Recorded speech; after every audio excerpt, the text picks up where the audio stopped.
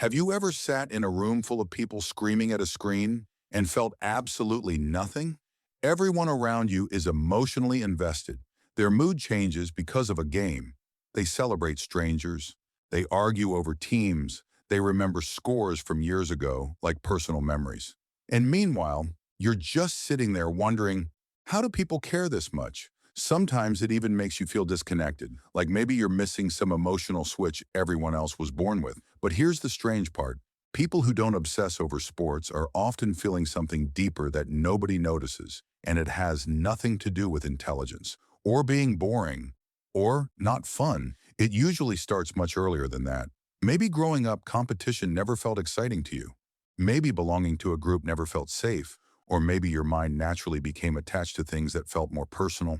Music, ideas, stories, people, inner worlds. Because psychologically, sports obsession is often about emotional tribalism. Humans love feeling part of something bigger than themselves. A team becomes identity, a shared emotional language, a socially acceptable way to release passion, aggression, hope, and heartbreak.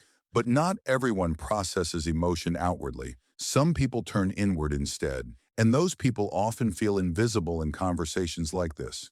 You notice it at family gatherings, friends yelling at the TV. Everyone's suddenly united by something you can't emotionally connect to. You try to fake interest. You nod along. You ask who's winning. But internally, you feel miles away. Pause for a second and think about that feeling. Not because you hate sports, but because you've spent your life pretending to care about things just to feel included.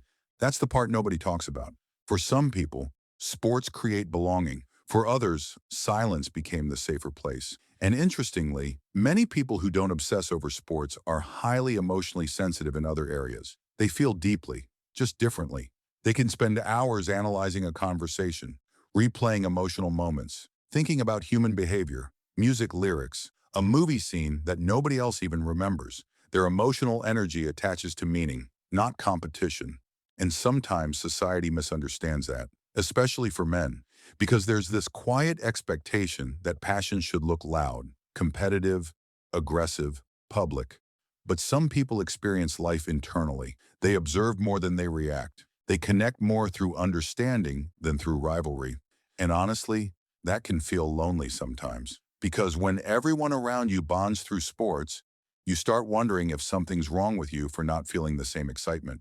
But maybe the real difference is this.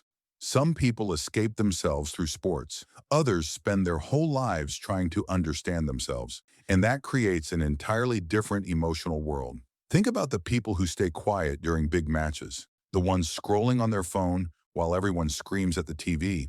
The ones who seem disconnected. You don't actually know what's happening inside them. They might be carrying thoughts too deep to distract with a scoreboard. They might crave connection, but not through collective noise. And maybe that's why this topic hits harder than it should, because it was never really about sports. It was about realizing that people experience belonging in completely different ways. Some feel alive in crowds, others feel alive when someone finally understands what they've never been able to explain.